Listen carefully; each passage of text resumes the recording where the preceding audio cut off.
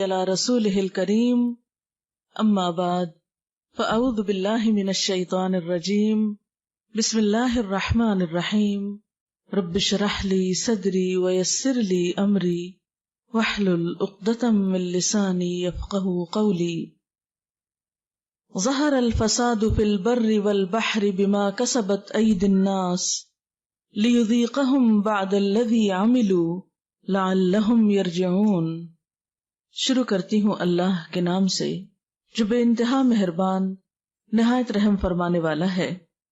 ارشاد باری تعالی ہے کہ ظاہر ہو گیا فساد خشکی اور سمندر میں لوگوں کے ہاتھوں کی کمائی کی وجہ سے، تاکہ وہ ان کو ان کے بعض اعمال کا مزہ چکھائے، شاید کہ وہ لوٹ آئیں، رجوع کر لیں۔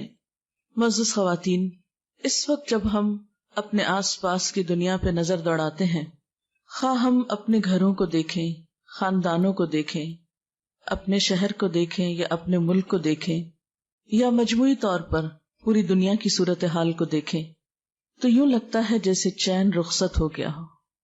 دنیا دن بدن ایسے حالات سے دوچار ہوتی چلی جا رہی ہے کہ ہر شخص کا خوف بڑھتا جا رہا ہے، بے یقینی اور بے اعتمادی کے سائے پھیلتے چلے جا رہے ہیں، اور قرآن پاک کی یہ آیت بالکل سچی نظر آتی ہے کہ ظہر الفساد فی البر والبحر، ظاہر ہو گیا فساد خشکی پر بھی اور سمندر میں بھی، یعنی کوئی جگہ کوئی گوشہ دنیا کا ایسا نہیں رہا کہ جسے پرامن اور پرسکون جگہ کہا جا سکے۔ کچھ عرصہ پہلے تک جن علاقوں کو اور جن جگہوں کو امن کی جگہ کہا جاتا تھا، اور جہاں پر لوگ سمجھتے تھے کہ جا کر دنیاوی ترقی اور خوشحالی کے دروازے کھل جاتے ہیں، وہ جگہیں بھی اب محفوظ نہیں رہی، پرامن نہیں رہی۔ دنیا میں لوگ اس وقت جہاں بھی آباد ہیں، کسی نہ کسی طرح پریشانی کا شکار ہیں۔ ایسے میں ہم کیا کریں؟ ہماری ذمہ داری کیا ہے؟ ہم سکون اور امن کہاں تلاش کریں، کہاں پائیں؟ بنیادی طور پر تو ایک حدیث قدسی میں اللہ سبحانہ وتعالیٰ فرماتے ہیں کہ میں نے سکون کو جنت میں رکھ دیا، لوگ اسے دنیا میں تلاش کرتے ہیں، بھلا وہ کیسے پائیں گے؟ حقیقت یہ ہے دنیا امتحان کی جگہ ہے، سکون کی جگہ نہیں ہے۔ یہاں پر ہر شخص ایک محدود وقت کے لیے آیا ہے، تھوڑے عرصے کے لیے آیا ہے، اور ہر ایک سے دیکھا یہ جا رہا ہے کہ وہ کرتا کیا ہے، اور بالآخر ہم میں سے ہر ایک کو اپنے اعمال کے ساتھ واپس پلٹنا ہے، اور پھر ایک دن آئے گا کہ ہم سب کو اپنے رب کے حضور حاضر ہونا ہے، اور جو کچھ ہم یہاں پر کر رہے ہیں اپنی انفرادی زندگی میں یا اجتماعی زندگی میں، اس کا حساب کتاب دینا ہے، اور اس کے بعد جو زندگی شروع ہوگی وہ اصل زندگی ہوگی۔ اس میں خوش قسمت ہیں وہ لوگ کہ جن کو اللہ تعالیٰ ایسی جگہ عطا کرے کہ جہاں نہ کوئی خوف ہوگا اور نہ غم، اور یہ اللہ کا وعدہ ہے کہ وہ اپنے دوستوں کو ایسی ہی جگہ عطا کرے گا، ان لوگوں کو جو اللہ کی رضا میں زندگی بسر کرتے ہیں۔ الا ان اولیاء اللہ لا خوف علیہم ولا هم یحزنون، سن لو اللہ کے دوستوں کو نہ کوئی خوف ہوگا اور نہ غم ہوگا۔ لیکن اس خوف اور غم سے نجات پانے کے لیے ضروری ہے کہ ہم اپنی اس زندگی کو اور اپنی اس دنیا کو بھی حد الوسع پر امن بنانے کی کوشش کریں۔ اپنے رویے، اپنے طریقے، اپنی سوچ کا انداز اور انسانوں کے ساتھ معاملات ایسے انداز میں ہوں کہ جس میں ایک دوسرے کے لیے تکلیف اور دکھ کا سبب نہ ہو۔ لیکن ہم دیکھتے ہیں کہ انفرادی سطح ہو یا اجتماعی سطح، دکھوں اور تکلیفوں میں اضافہ ہی ہوتا چلا جا رہا ہے، اور ہر شخص پریشان ہے کہ وہ کیا کرے۔ لیکن بات یہ ہے کہ کیا کسی بھی مسئلے کا حل محض پریشان ہونا ہوتا ہے؟ نہیں، کوئی بھی پریشانی پریشان ہونے سے حل نہیں ہوتی، کوئی بھی تکلیف صرف تکلیف کا ذکر کرنے سے دور نہیں ہو جاتی، جب تک کہ انسان اس کے لیے کوئی عملی قدم نہ اٹھائے۔ ایسے حالات میں انسان کس کی طرف رجوع کرے، کس سے پوچھے، کون اسے بتائے کہ وہ اس دنیا میں زیادہ بہتر طور پر کیسے زندگی بسر کر سکتا ہے؟ اگرچہ کلی سکون، مکمل خوشی اور مکمل اطمینان کہ جس میں کوئی خوف اور غم اور دکھ اور پریشانی ہو ہی نہ، وہ تو دنیا میں ممکن نہیں، لیکن پھر بھی انسان اپنے رویے اور اپنے اچھے طریقوں سے اور اللہ تعالیٰ کی اطاعت اور رضامندی میں زندگی گزار کر اس دنیا کو بھی کسی حد تک پرامن ضرور بنا سکتا ہے. یعنی ایسا نہیں کہ دنیا میں امن قائم نہیں ہو سکتا، ضرور ہو سکتا ہے، لیکن اس کے لیے ہر شخص کو انفرادی طور پر کوشش کرنا ہوگی، کیونکہ کوئی بھی معاشرہ افراد سے مل کر بنتا ہے.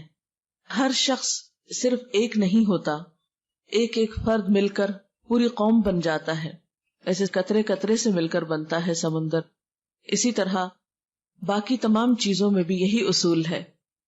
اس لیے اگر ہم سب اپنے اپنے طور پر یہ سوچیں کہ میں کیا کر سکتا ہوں، تو اس سے انشاءاللہ تعالی اجتماعی طور پر کچھ نہ کچھ فرق ضرور آئے گا. آپ دیکھیں کہ جب موسم بدلتا ہے، مثلا گرمی یا سردی میں بدلتا ہے، تو اس کی ابتدا تھوڑی تھوڑی تبدیلی سے ہوتی ہے. ایسا نہیں ہوتا کہ شدید گرمی میں شدید سردی آ جائے. ایک موسم سے دوسرے موسم تک آنے میں وقت لگتا ہے، ہلکی ہلکی تبدیلیاں ہوتے. مثلا جب سردیوں سے گرمیاں آتی ہیں تو عموماً دن گرم ہونے لگتے ہیں، راتیں ٹھنڈی ہوتی ہیں، پھر آہستہ آہستہ وہ گرمی پھیلتی چلی جاتی ہے، حتیٰ کہ گرمی کی شدت کا ایک وقت ایسا آتا ہے کہ راتیں بھی ٹھنڈی نہیں رہتی. لیکن اس کے بعد پھر ایک وقت آتا ہے کہ موسم تبدیل ہونا شروع ہوتا ہے. تو یہ فطرت کا جو اصول ہے یہ زندگی کے تمام چیزوں میں ہے. مثلا ایک پودا چھوٹا سا شروع ہوتا ہے، بڑھتے بڑھتے پھیلتے پھیلتے ایک پورا درخت بن جاتا ہے. پھر وہ خود درخت ہی نہیں رہتا بلکہ سایہ بھی دیتا ہے، اور بعض اوقات اگر پھلدار ہو تو پھل بھی دیتا ہے، اور پھر مدتوں دیتا چلا جاتا ہے. لیکن یہ سب کچھ ایک دن میں نہیں ہوتا. ہاں یہ ضرور ہوتا ہے کہ پہلے دن ہر پودا ایک بیج ہی ہوتا ہے اور ایک چھوٹی معمولی سی چیز ہی ہوتا ہے. بہرحال اگر ہم سب مل جل کر کوشش کریں تو ایسا نہیں کہ یہ بات ناممکنات میں سے ہو کہ ہمارے خاندانوں میں، ہمارے گھرانوں میں، ہمارے رشتہ داروں کے اندر اور ہماری دنیا کے اندر امن اور سکون نہ ہو سکے. لیکن اس کے لیے ہمیں رجوع کرنا ہوگا اسی ہستی کی طرف جس نے ہمیں بنایا، جس کی طرف سے ہم آئے اور جس کی طرف ہمیں لوٹ کر جانا ہے. تو آئیے دیکھتے ہیں کہ وہ اس بارے میں کیا فرماتا ہے کہ ہمیں کیا کرنا چاہیے. سب سے پہلی بات تو یہ یاد رکھیں کہ اس دنیا میں جو بھی مشکلات آتی ہیں، مصائب یا پریشانیاں آتی ہیں، یا چھوٹی یا بڑی کوئی تکلیف یا آفت آتی ہے، یہ اللہ تعالیٰ کی طرف سے ایک وارننگ ہوتی ہے. یہ بندے کو خبردار کرتی ہے، بندے کو جگاتی ہے، احساس دلاتی ہے. اس کو اس بات کا احساس دلاتی ہے کہ دیکھو کہیں تم غلطی پر تو نہیں. اسی کے بارے میں ہم دیکھتے ہیں کہ قرآن پاک میں اللہ تعالیٰ فرماتے ہیں وَلَنُذِيقَنَّهُم مِّنَ الْعَذَابِ الْأَدْنَىٰ دُونَ الْعَذَابِ الْأَكْبَرِ لَعَلَّهُمْ يَرْجِعُونَ، کہ اس بڑے عذاب سے پہلے ہم اسی دنیا میں کسی نہ کسی چھوٹے عذاب کا مزہ انہیں چکھاتے رہیں گے، شاید کہ یہ رجوع کر لیں. یعنی دنیا میں انسان کو چھوٹی چھوٹی تکلیفیں جو آتی ہیں وہ کس لیے آتی ہیں کہ انسان اپنی غلطی کا اعتراف کرے، اس پر معافی مانگے اور اپنی غلطی کا ازالہ کرتے ہوئے پھر اصل کی طرف لوٹے. مثلا آپ نے دیکھا ہوگا کہ اگر عام حالات میں ہمیں اپنی غلطی کا احساس نہ ہو، لیکن جو ہی کوئی تکلیف آتی ہے، کوئی چوٹ لگتی ہے، کوئی پریشانی ہوتی ہے، تو فوراً پہلا خیال یہ آتا ہے کہیں مجھ سے کوئی ایسا گناہ تو نہیں ہو گیا، کہیں مجھ سے کوئی کوتاہی تو نہیں ہوگی. اور یہ خیال ہر دل میں آتا ہے، ہر اس دل میں جو زندہ ہو، ہر اس انسان کے اندر یہ سوچ ایک دفعہ ضرور آتی ہے کہ میں نے کچھ کیا تو نہیں ایسا کہ میرا رب مجھ سے ناراض ہو گیا ہو. اگرچہ انسان پر تکلیفیں اور آزمائشیں امتحان کے طور پر بھی آتی ہیں، ضروری نہیں ہوتا کہ ہر وقت انسان گناہگار ہی ہو تو اس کے اوپر پکڑ آئے، لیکن پھر بھی عموماً یہی ہوتا ہے کہ اللہ تعالیٰ بندہ مومن کے ساتھ ایک احسان فرماتا ہے کہ اس کو اس کی غلطیوں کا احساس دلاتا رہتا ہے. عام طور پر آنے والی تکلیف اور انسان کی غلطی میں کوئی نہ کوئی مماثلت ہوتی ہے. مماثلت کا مطلب یہ کہ کوئی ریزمبلنس ہوتی ہے. عموماً ہم نے کسی کے ساتھ کچھ ایسا کیا ہوتا ہے تو اللہ تعالیٰ کسی بندے سے وہی چیز ہمارے لیے کروا دیتا ہے. بعض اوقات ہم نے اگر کسی کا حق مارا ہے تو کوئی دوسرا ہمارا حق مار جاتا ہے. جب وہ ہمارا حق مارتا ہے تو پھر ہم اس وقت ضرور سوچتے ہیں کہ کبھی میں نے تو نہیں کسی کے ساتھ ایسا کیا. اور جس شخص کو یہ سوچ مل جائے، جس کے اندر یہ احساس پیدا ہو جائے کہ کہیں میں نے تو نہیں کسی کے ساتھ زیادتی کی، کہیں میرا تو کوئی قصور نہیں، وہی انسان دراصل اللہ تعالیٰ کی محبت کا مرکز ہوتا ہے. یہ اللہ کا خاص انعام ہوتا ہے کہ وہ بندے کو ایسی مثبت سوچ دے. کیوں؟ اس لیے کہ ایک حدیث میں آتا ہے جس بندے سے اللہ تعالیٰ کو محبت ہوتی ہے وہ اس کو آزما لیتا ہے. پیغمبروں سے اللہ تعالیٰ سب سے بڑھ کر محبت کرتا ہے، ان پر آزمائشیں بھی سب سے زیادہ آتی ہیں. اور صحابہ کرام میں ہم دیکھتے ہیں کہ جب دنوں تک ان پر کوئی پریشانی نہیں آتی تھی تو اس پر پریشان ہو اٹھتے تھے کہ کہیں ایسا تو نہیں کہ اللہ تعالیٰ ہمیں بھول گئے ہیں. اس کا یہ مطلب نہیں کہ انسان کو دکھ تکلیف مانگنی چاہیے یا پریشانی مانگنی چاہیے، نہیں. عافیت کی دعا کہ یا اللہ ہر تکلیف سے محفوظ رکھ، یہ اللہ تعالیٰ کی پسندیدہ ترین دعاؤں میں سے ہے. یعنی اللہ تعالیٰ سے بندہ جو دعائیں مانگتا ہے اس میں اللہ تعالیٰ کو جو دعا بہت پسند آتی ہے وہ یہ دعا ہوتی ہے کہ یا اللہ تو مجھے خیر و عافیت سے رکھ. عافیت مانگنا اللہ تعالیٰ کو بہت پسند ہے. لیکن عافیت کی دعا، خیر خیریت کی دعا مانگنے کے باوجود اگر کوئی دکھ یا غم یا پریشانی آ جاتی ہے یا کوئی تکلیف پہنچ جاتی ہے تو پھر ایسے موقع پر انسان کو اللہ تعالیٰ کے بارے میں برا نہیں سوچنا چاہیے، ناراض نہیں ہونا چاہیے، دل میں برا گمان نہیں لانا چاہیے. ضرور سوچنا چاہیے کہ اللہ تعالیٰ ضرور مجھے کوئی سبق دینا چاہتا ہے، میری کوئی اصلاح چاہتا ہے، مجھ سے کوئی توبہ استغفار چاہتا ہے، رجوع چاہتا ہے، اپنے قریب کرنا چاہتا ہے. جس بندے کو یہ سوچ نصیب ہو جائے تو وہ آزمائش اس کے درجوں میں بلندی اور اضافے کا سبب بنتی ہے. ایک حدیث میں آتا ہے کہ سب سے زیادہ تکلیف انبیاء کو آتی ہے جو اللہ کے بہت پیارے ہوتے ہیں، پھر جو اس سے قریب ہوتے ہیں، جو اس سے قریب ہوتے ہیں، جو اس سے قریب ہوتے ہیں. عام طور پر تو ہم یہ دیکھتے ہیں کہ جب کسی انسان پہ کوئی تکلیف آتی ہے تو لوگ عموماً اس کے بارے میں برا خیال کرنے لگتے کہ اس نے ضرور کوئی خرابی کی ہوگی، اس کے نعوذ باللہ گناہوں کی شامت ہوگی، یا کوئی نہ کوئی بات بنا لیتے ہیں اور اس کو اس شخص کے حق میں برا سمجھتے ہیں. نہیں، جب کسی پر کوئی تکلیف آئے، کسی پر کوئی آزمائش آئے تو ہمیشہ یہ سوچنا چاہیے کہ اس پر اللہ کا ایک امتحان آ گیا ہے. لیکن اگر اپنے پہ کوئی تکلیف آئے تو اپنے بارے میں یہ ضرور سوچنا چاہیے کہ کہیں مجھ سے کوئی غلطی تو نہیں ہوئی، کہیں میرے سے کوئی کوتاہی تو نہیں ہو گئی کہ جو اللہ تعالیٰ کو پسند نہیں آئی اور اب اللہ تعالیٰ مجھے یاد دلانا چاہتا ہے. اور واقعی ایسا ہوتا ہے کہ بعض اوقات ہمیں ایک بات بھولی بھی ہوتی ہے، ہم نے اللہ تعالیٰ سے عہد کیا ہوتا ہے یا کسی بندے سے کوئی وعدہ کر رکھا ہوتا ہے یا اور اسی طرح کا ہم نے کوئی گناہ یا قصور کیا ہوتا ہے اور پھر اس پہ توبہ کرنی بھی یاد نہیں رہتی، یا یہ کہ خوب اپنے آپ کو تعویلیں دے دیتے ہیں کہ نہیں ہمارا تو قصور ہی کوئی نہیں. اور جب چوٹ لگتی ہے، تکلیف پہنچتی ہے تو پھر انسان کو واقعی کھل کھل کے یاد آنے لگتا ہے کہ ہاں میں نے بھی تو فلاں کے ساتھ ایسا ہی کیا تھا. مثلاً اگر ہمیں کوئی تکلیف کسی بندے کی طرف سے آئی ہو، یا یہ کہ میں نے کسی کا مذاق اڑایا تھا یا کسی کو تانا دیا تھا یا کسی کے بارے میں برا سوچا تھا، تو اللہ تعالیٰ نے مجھے وہ میرے سامنے لا کر دکھایا. کیونکہ ایک حدیث میں آتا ہے کہ جب کسی بندے پہ کوئی تکلیف آتی ہے اور کوئی شخص اس پہ ہنستا ہے یا خوش ہوتا ہے، جس کو شماتت الاعداء بھی کہا جاتا ہے کہ دشمنوں کا خوش ہونا، کیونکہ ہوتا ہے انسانوں کے درمیان باہم جیلسیز ہوتی ہیں، سب لوگوں کو دوسروں کی نعمتیں اور بھلائیاں اچھی نہیں لگتی. ایسے میں جب کسی پہ تکلیف آتی ہے تو بعض اوقات تو بڑی ہمدردی آتی، لیکن بعض لوگ ایسے بھی ہوتے ہیں کہ جنہیں کسی کی تکلیف دے کر خوشی ہوتی، وہ دل میں خوش ہوتے ہیں، چلو اچھا ہے، مزہ چکھے، اس کو بھی پتہ چلے. یعنی اس طرح کی بھی شیطان نیگیٹو خیالات انسان کے دل میں بری باتیں ڈالتا ہے. اب ایسے وسوسے آنے پر انسان کو توبہ استغفار کرنی چاہیے کہ یا اللہ میں کسی کی تکلیف پہ نہ ہنسوں، میں کسی کے نقصان پر نہ ہنسوں، میں کسی کے دکھ پر خوش نہ ہوں. کیوں؟ اس لیے کہ جب کوئی شخص کسی کے دکھ پر خوش ہوتا ہے تو اللہ تعالیٰ اس کو اسی میں مبتلا کر دیتا ہے اور اس شخص کو پھر اس سے نکال لیتا ہے. اسی لیے ہمیں نبی صلی اللہ علیہ وسلم نے وہ دعا سکھائی ہے، جب کسی مصیبت زدہ کو دیکھو تو دعا پڑھو، الحمدللہ الذی عافانی ممن ابتلاہ بہ، کہ اللہ کا لاکھ شکر ہے، سب تعریف اور شکر اس ذات کے لیے ہے جس نے مجھے عافیت میں رکھا، مجھے بچا کے رکھا، مجھے محفوظ رکھا اس مصیبت سے جس میں اس نے دوسرے کو مبتلا کیا. کیونکہ اللہ تعالیٰ کیا چاہتا ہے کہ اگر کسی ایک بندے پہ تکلیف آئے تو باقی بندے اس سے ہمدردی کریں، اس کا دکھ بانٹیں، اس کے کام آئیں، اس کو اچھا مشورہ دیں، اس کی اس تکلیف کو دور کرنے کی کوشش کریں. کیونکہ جب کوئی شخص کسی بندے سے تکلیف دور کرتا ہے تو اللہ تعالیٰ کا وعدہ ہے کہ اللہ تعالیٰ بھی اس بندے سے دنیا اور آخرت کی تکلیف دور کرے گا. یعنی اگر کوئی بندہ کسی کے کام آتا ہے تو اللہ تعالیٰ اس کے کام آئے گا.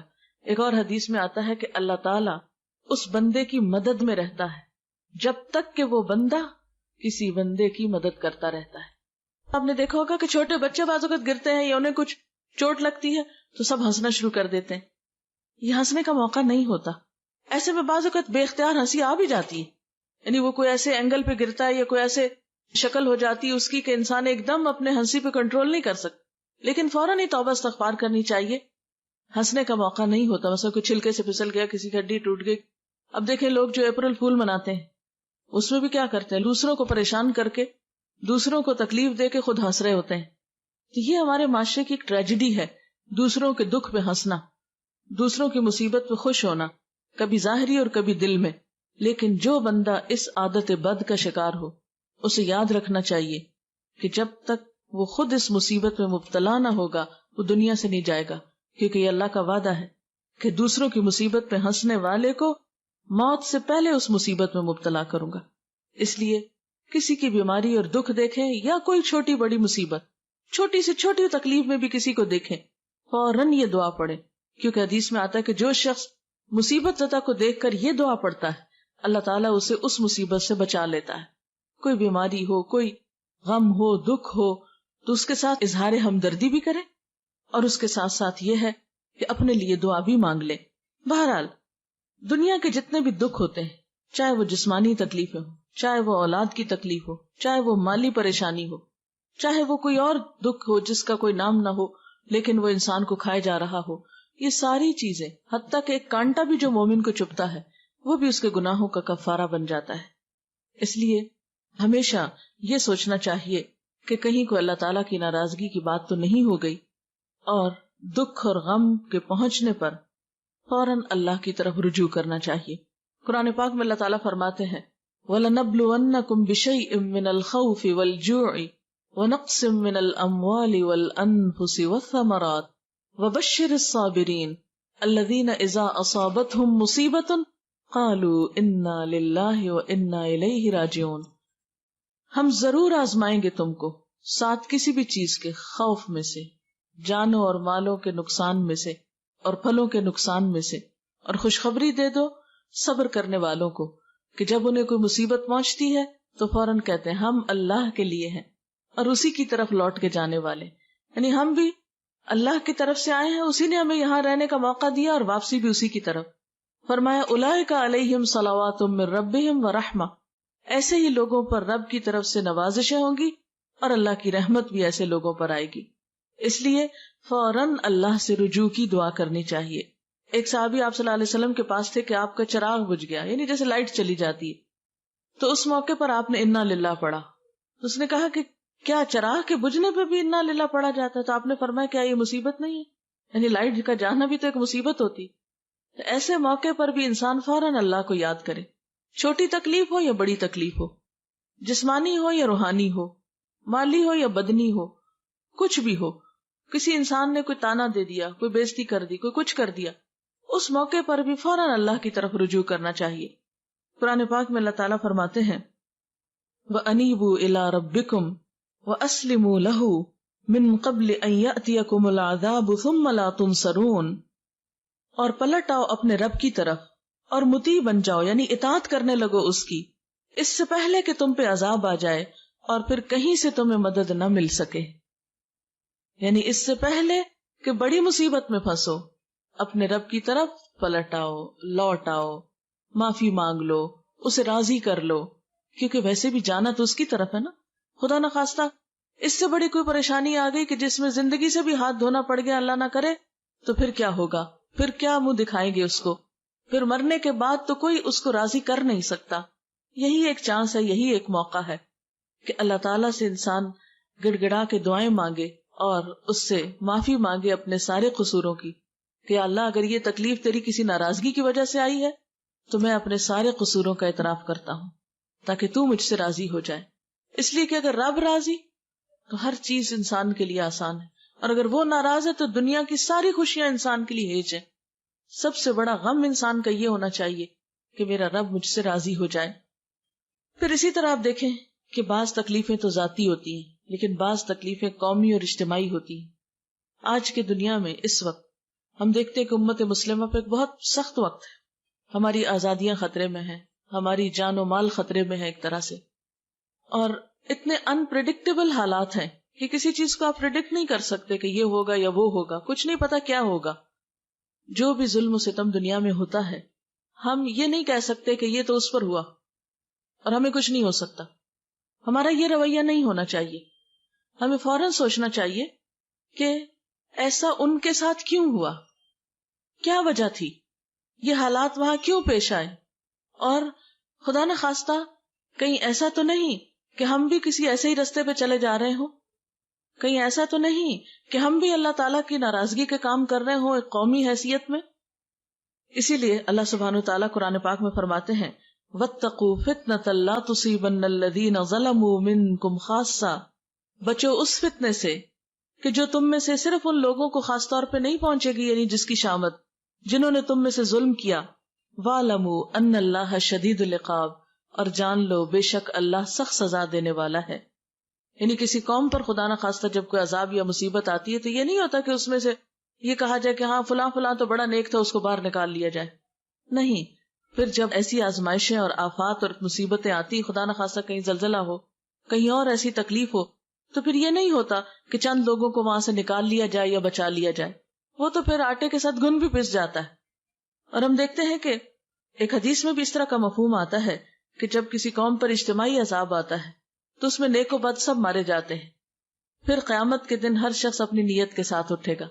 یعنی دنیا میں تو جب تکلیف آتی ہے تو سب پر پھر یکساں آتی ہے, پھر اس وقت فرق نہیں ہوتا الا یہ کہ اس کے لیے انسان پہلے سے اللہ سے توبہ کرے, رجوع کرے اور اپنی حالت بہتر بنانے کی کوشش کرے. لیکن ایک دفعہ اگر کوئی ایسی چیز آ جائے تو پھر اس میں فرق نہیں رہتا. اس کے لیے انسان کو کیا کرنا چاہیے؟ انڈیویجولی اور اجتماعی سطح پر استغفار کرنا چاہیے, اللہ سے توبہ کرنی چاہیے کہ یا اللہ ہم اپنے سارے قصوروں کا اعتراف کرتے ہیں, اپنے سارے گناہ مانتے ہیں, تو ہمیں معاف کر دے, دنیا میں بھی عزت کی زندگی عطا کر اور آخرت میں بھی ذلت سے محفوظ رکھ. قرآن پاک میں اللہ سبحانہ وتعالیٰ فرماتے ہیں وَأَنِ اسْتَغْفِرُوا رَبَّكُمْ ثُمَّ تُوبُوا إِلَيْهِ يُمَتِّعْكُمْ مَتَاعًا حَسَنًا إِلَىٰ أَجَلٍ مُّسَمًّى وَيُؤْتِ كُلَّ ذِي فَضْلٍ فَضْلَهُ وَإِن تَوَلَّوْا فَإِنِّي أَخَافُ عَلَيْكُمْ عَذَابَ يَوْمٍ كَبِيرٍ. اور یہ کہ تم اپنے رب سے معافی چاہو اور اس کی طرف پلٹ آؤ تو وہ ایک مدت خاص تک تم کو اچھا سامان زندگی دے گا اور ہر صاحب فضل کو اس کا فضل عطا کرے گا. لیکن اگر تم منہ پھیرتے ہو تو میں تمہارے حق میں ایک بڑے ہولناک دن کے عذاب سے ڈرتا ہوں.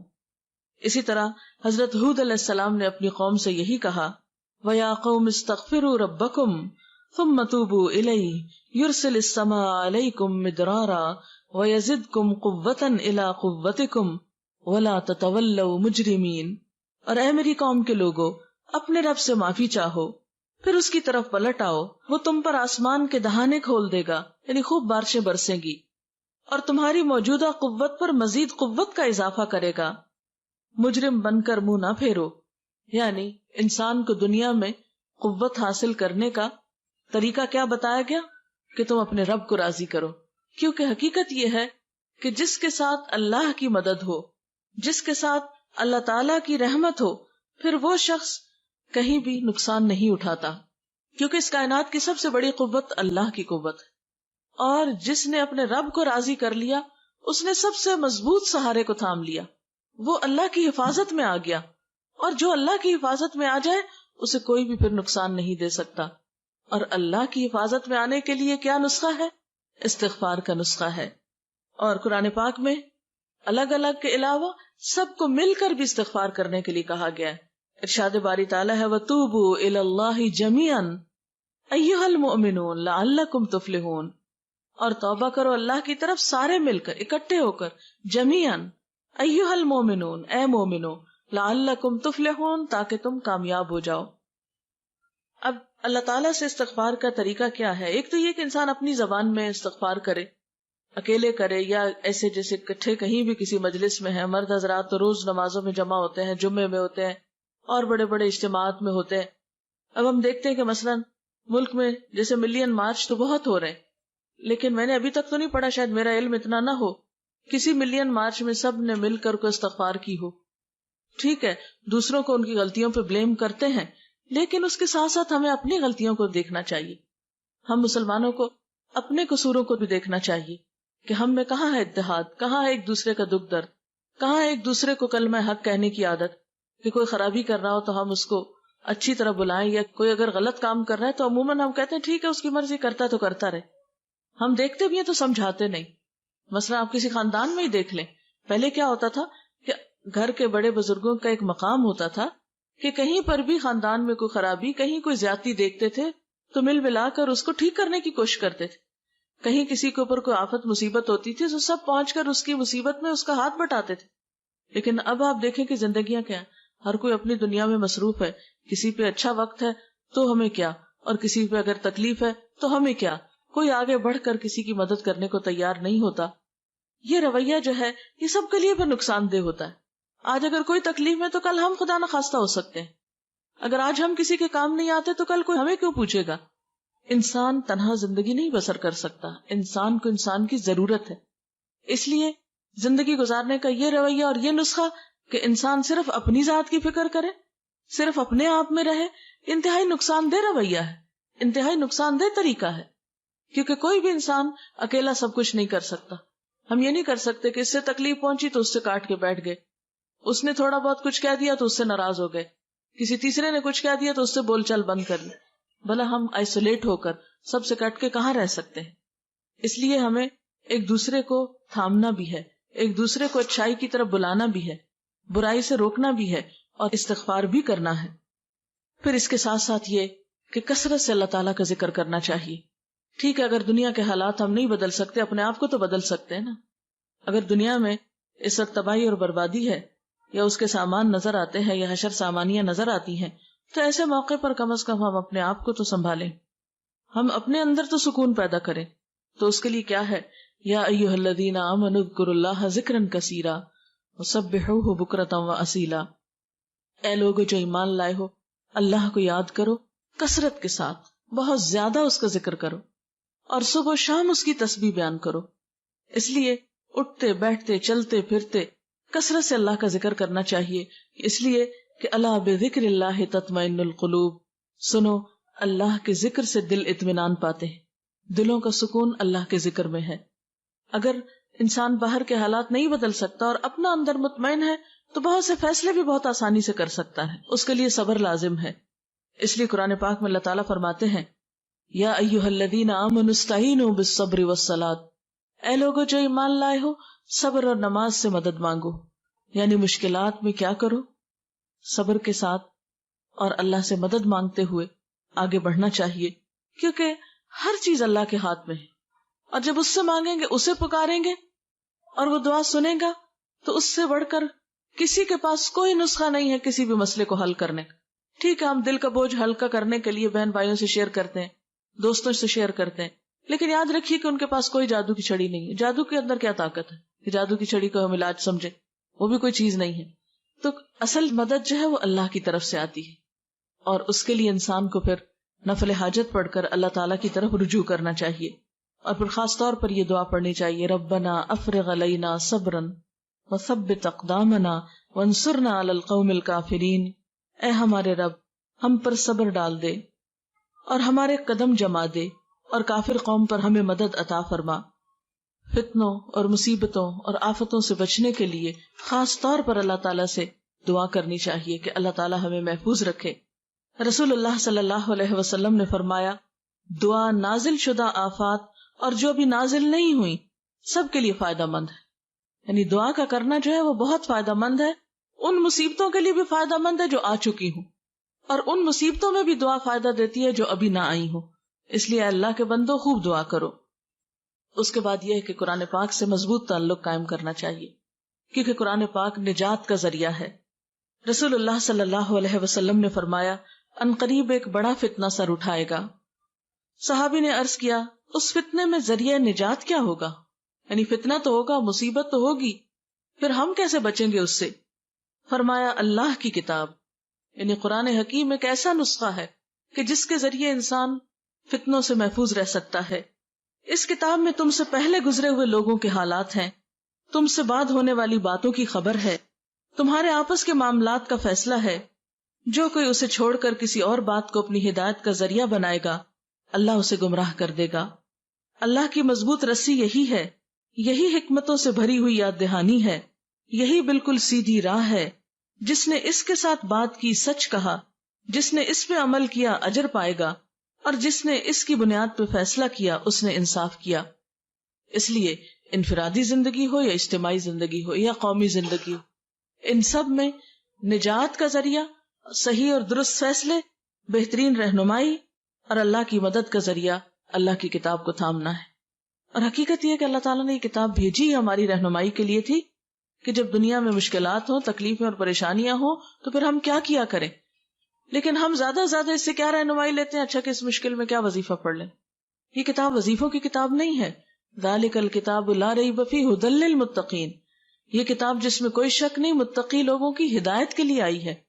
یہ ہمیں بتاتی ہے کہ ہمارا معاملہ اپنی ذات کے ساتھ کیا ہونا چاہیے، رشتہ داروں کے ساتھ کیا ہونا چاہیے، اور باقی مسلمانوں کے ساتھ کیا ہونا چاہیے، اور پوری دنیا کے لوگوں کے ساتھ کیا ہونا چاہیے. زندہ رہنے کے بہترین اصول کیا ہیں، ہر معاملے میں یہ گائیڈ کرتی ہے. اللہ تعالیٰ فرماتے ہیں کہ لَقَدْ أَنزَلْنَا إِلَيْكُمْ كِتَابًا فِيهِ ذِكْرُكُمْ، ہم نے تمہاری طرف کتاب اتاری ہے جس میں تمہارا اپنا ذکر ہے، تمہاری ہی باتیں ہیں. تو جس چیز میں ہمارا ذکر ہے، ہماری باتیں، اور ہم ہی نہ پڑھے تو ہمیں کون پھر گائیڈ کر سکتا ہے، کون ہمیں رہنمائی دے سکتا ہے. اور اسی کے بارے میں اللہ سبحانہ وتعالیٰ نے ہمیں خاص ہدایت دی ہے، کتاب انزلناہ الیک مبارک لیدبروا آیاتہ ولیتذکر اولو الالباب، ایک کتاب جسے ہم نے اتارا ہے بہت برکت والی ہے تاکہ لوگ اس کی آیات میں غور و فکر کریں اور عقل والے اس سے نصیحت پکڑیں، یعنی اس کی روشنی میں زندگی بسر کر کے زندگی کی بہت سی مشکلات سے نپٹیں. پھر اس کے بعد یہ ہے کہ آپ صلی اللہ علیہ وسلم نے یہ بھی فرمایا، خیرکم من تعلم القرآن وعلمہ، تم میں بہترین ہے وہ لوگ جو قرآن سیکھیں اور سکھائیں. یعنی اگر آتا ہے تو دوسروں کو سکھائیں، اگر نہیں آتا تو سیکھنے کی کوشش کریں. اور چونکہ اس کتاب کو مبارک کتاب کہا گیا، برکتوں والی کتاب کہا گیا، اس لیے یہ ہو نہیں سکتا کہ جو شخص اس کے ساتھ تعلق رکھے پھر اس کی زندگی میں خیر و بھلائی نہ آئے. پھر اس کے بعد یہ ہے کہ جو یہ کتاب پڑھتے جائیں اور اچھے کاموں کے کرنے کا موقع ملے، سمجھ آئے، تو پھر ان کاموں میں دیر بھی نہ کی جائے.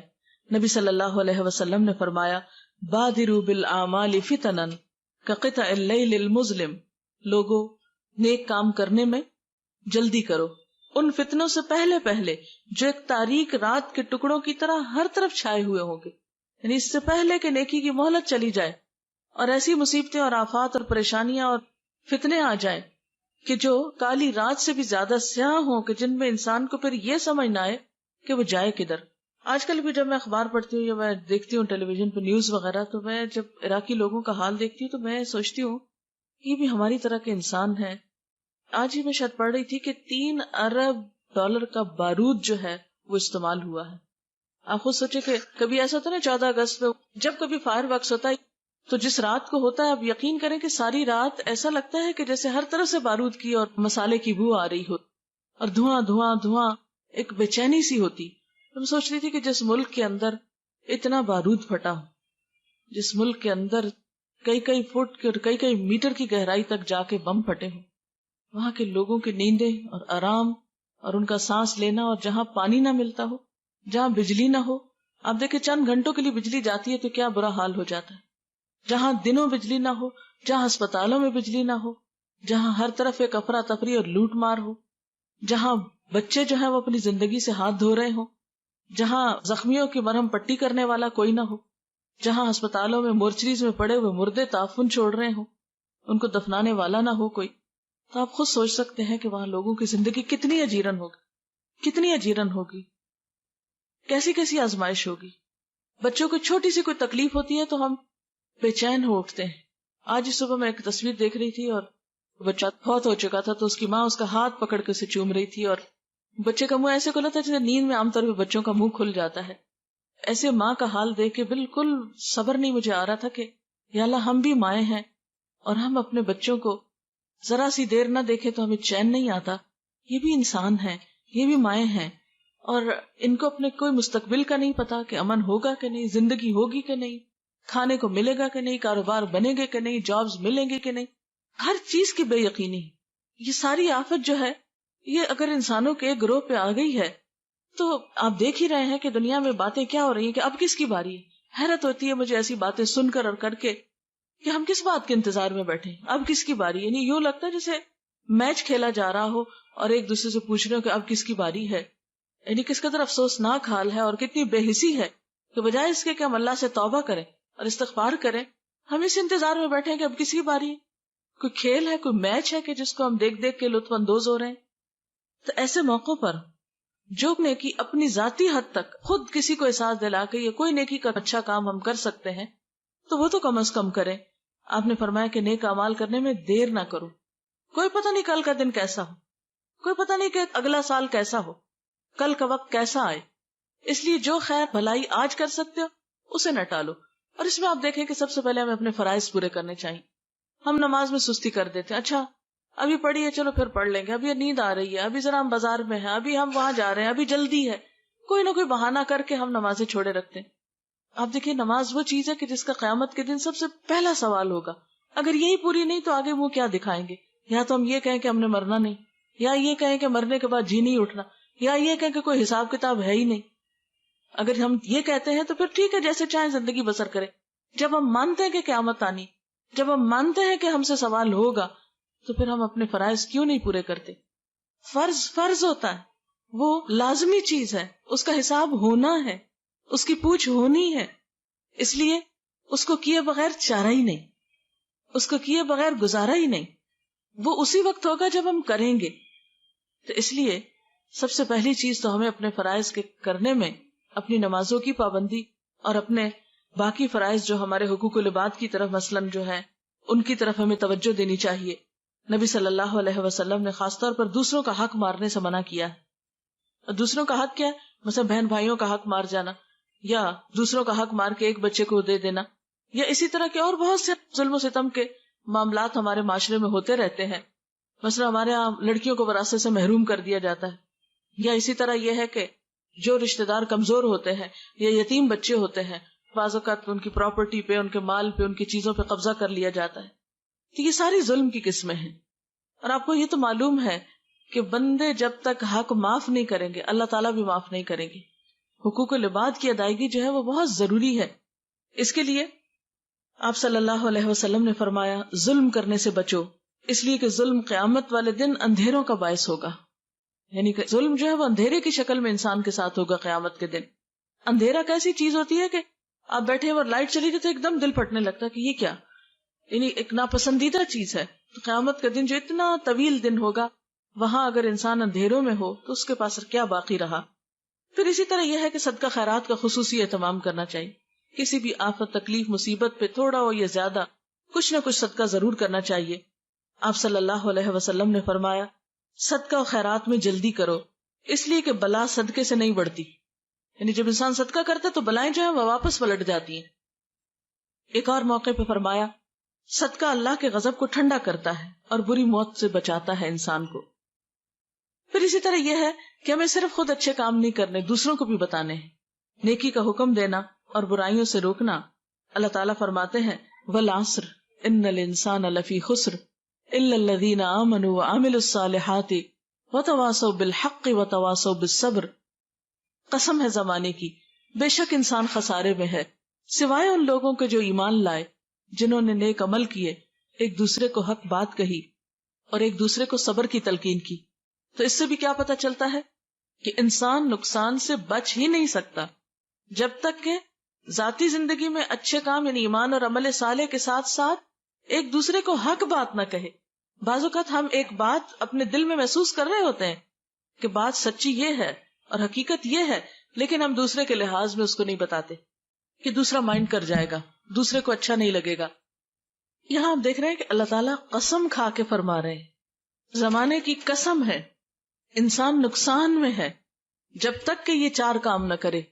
ایک دوسرے کو حق بات نہ کہے، ایک دوسرے کو سچی بات نہ بتائے، ایک دوسرے کی خیر خواہی نہ کرے، اور ایک دوسرے کو تکلیف اور دکھ اور مصیبت کے وقت تھامے نہیں، صبر کی تلقین نہ کرے. پھر اسی طرح آپ صلی اللہ علیہ وسلم نے فرمایا، قسم ہے اس ذات کی جس کے ہاتھ میں میری جان ہے، تم ضرور نیکی کا حکم دو گے، ضرور برائی سے روکو گے، ورنہ قریب ہے کہ اللہ تعالیٰ تم پر اپنی طرف سے کوئی عذاب بھیج دے، پھر تم اس سے دعائیں کرو گے لیکن وہ قبول نہیں کی جائیں گی۔ یعنی جب تک تم نیکی نہ پھیلاؤ، جب تک لوگوں کو برے کاموں سے نہ روکو، ظلم و زیادتی سے نہ روکو، تو پھر ایسا نہ ہو کہ تم پہ وہ وقت آ جائے کہ تمہاری دعائیں نہ قبول ہوں۔ پھر اس کے ساتھ ساتھ یہ کہ لوگوں کو آپس میں جوڑنے کی کوشش کرنی چاہیے۔ امت مسلمہ کا ہر دور میں بہت بڑا المیہ یہ رہا ہے کہ وہ آپس میں ایک دوسرے کے دشمن رہیں، ان کے دل پھٹے رہیں، اور شیطان کا یہ سب سے بڑا وار ہوتا ہے کہ ان کو آپس میں لڑاؤ۔ یعنی کتنے افسوس کی بات ہے کہ سب ایک رب کو مانے، ایک دین کو مانے، ایک کتاب کو مانے، ایک مقصد مانے زندگی کا، اور پھر آپس میں ایک دوسرے سے جڑ کے نہ رہیں۔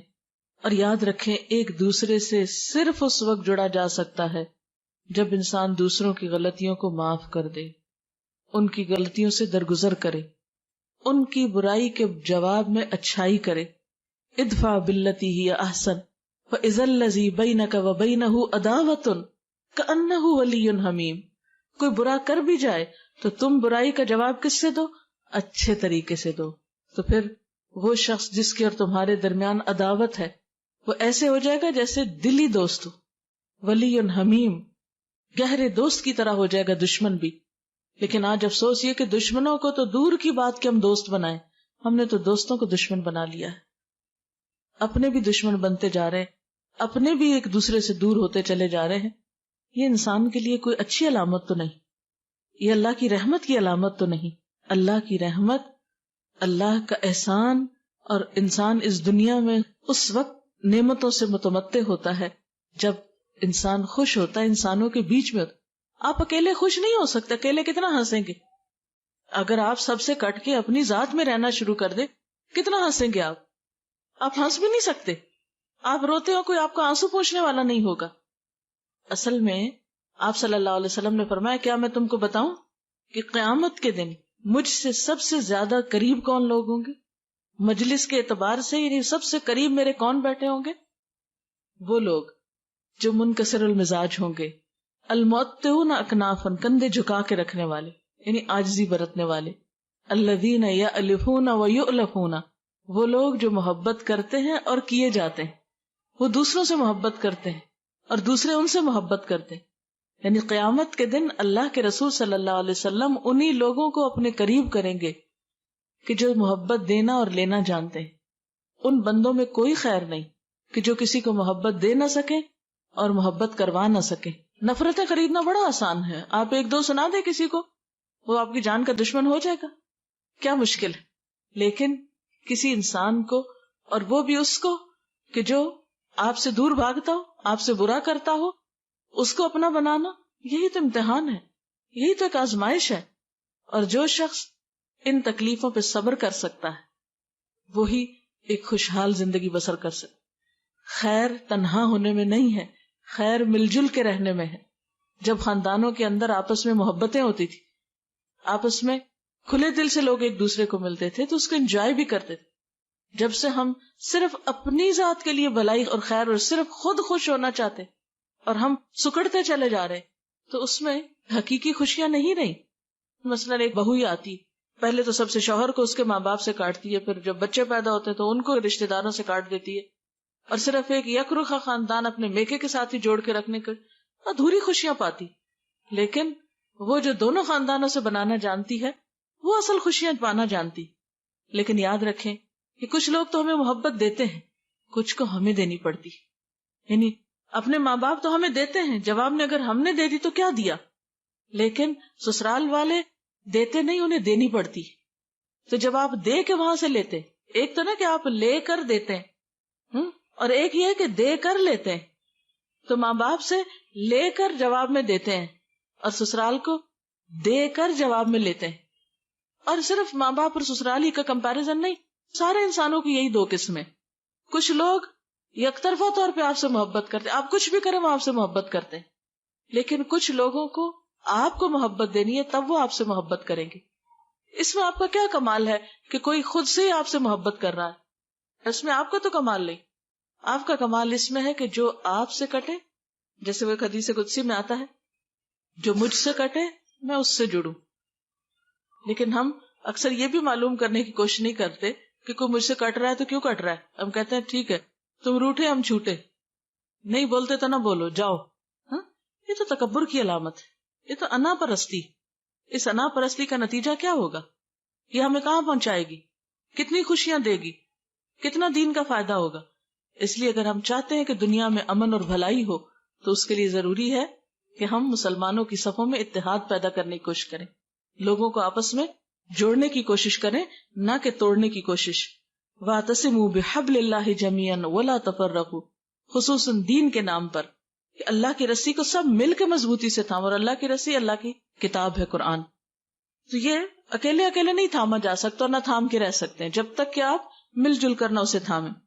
اور اس کے لیے تعصب، جلد بازی، بد اخلاقی، زبان درازی اور غیبت سے بچنا ہوگا. اس کے بغیر اتحاد نہیں پیدا ہوتا. اختلاف کے باوجود خیر خواہی، وسعت قلب، یعنی دل بڑا کر لیں. کیا ہوا؟ احترام انسانیت کو ملحوظ خاطر رکھیں.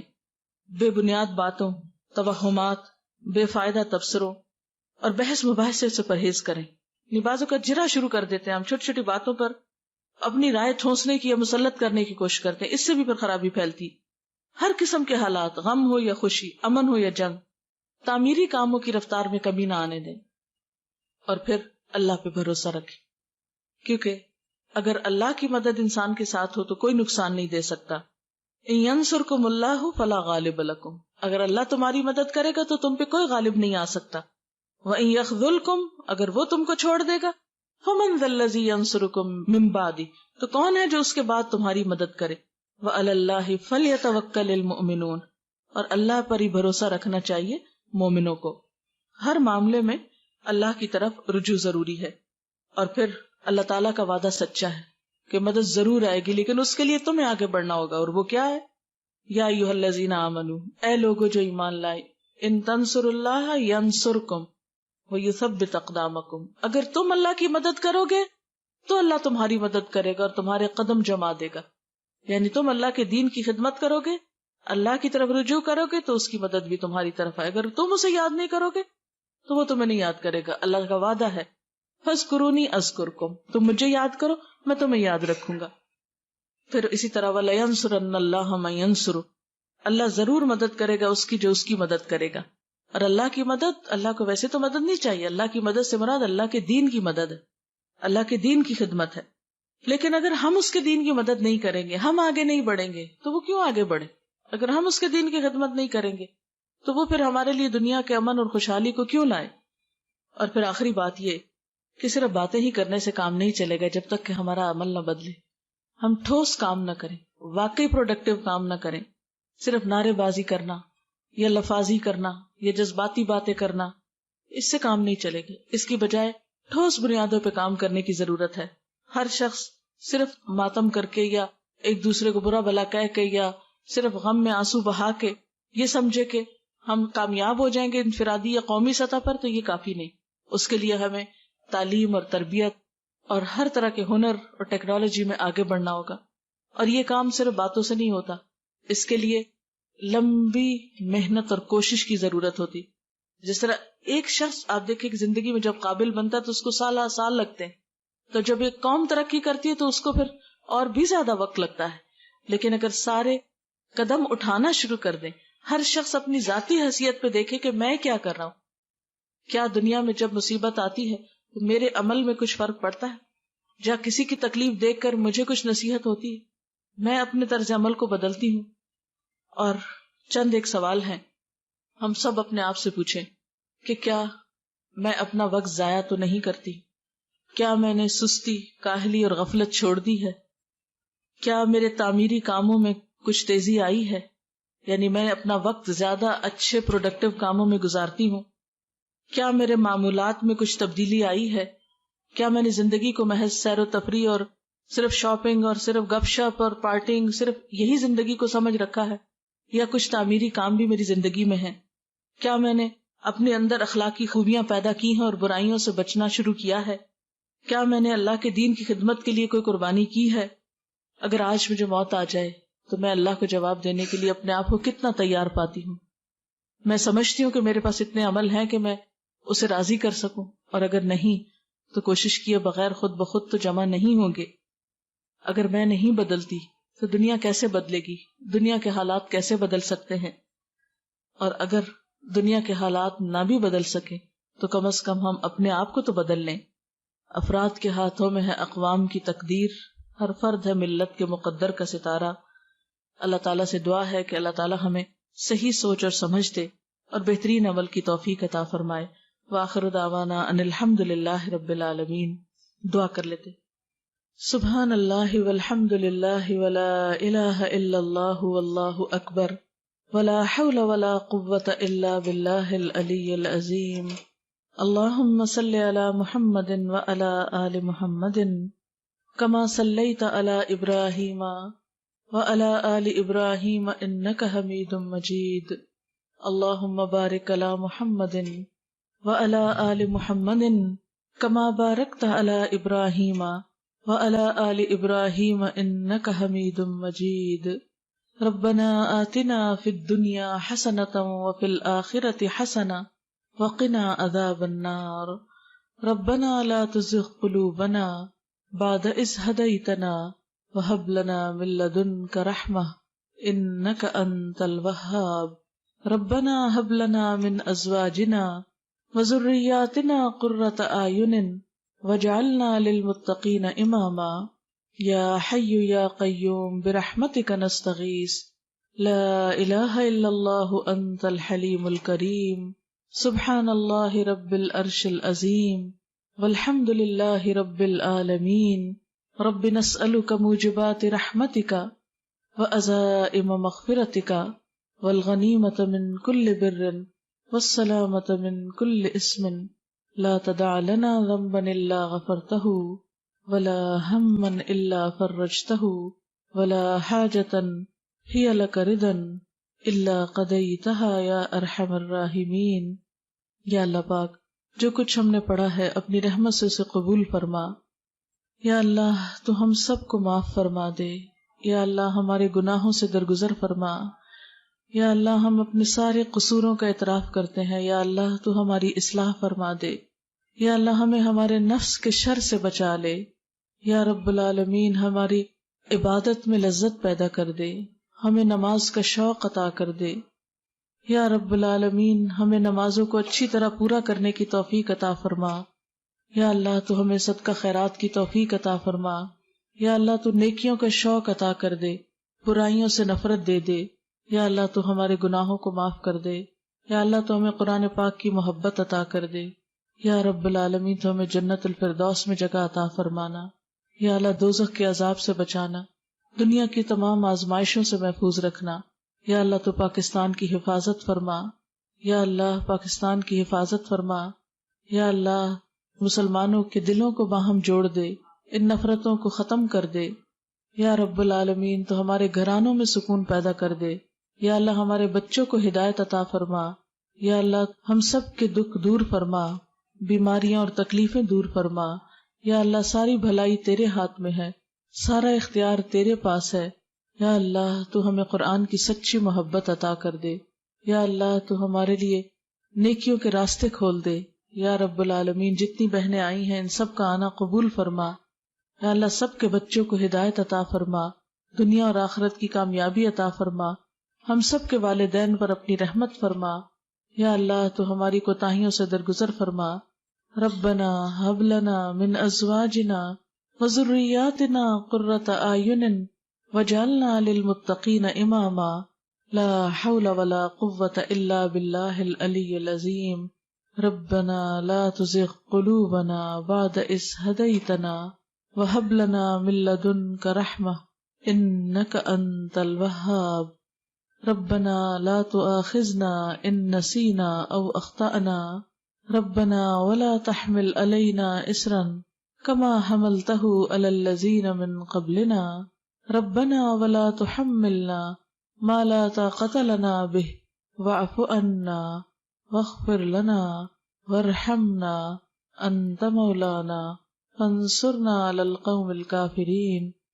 یا اللہ پاک تو ہم سب پر اپنی رحمت نازل فرما۔ جنہوں نے اس مجلس کا اہتمام کیا ہے انہیں دنیا اور آخرت کی بھلائی عطا فرما، ان کے سارے دکھوں تکلیفوں اور پریشانیوں کو دور فرما۔ جتنی بہنیں یہاں آئی ہیں ان سب کے دکھ تکلیفیں پریشانیاں دور فرما، سب کو اپنی رحمتوں سے ڈھانپ لے۔ یا اللہ تو ہمیں قرآن پڑھنے کی توفیق دے، سمجھنے اور عمل کرنے کی توفیق دے، اور ہمارا انجام بہترین فرما۔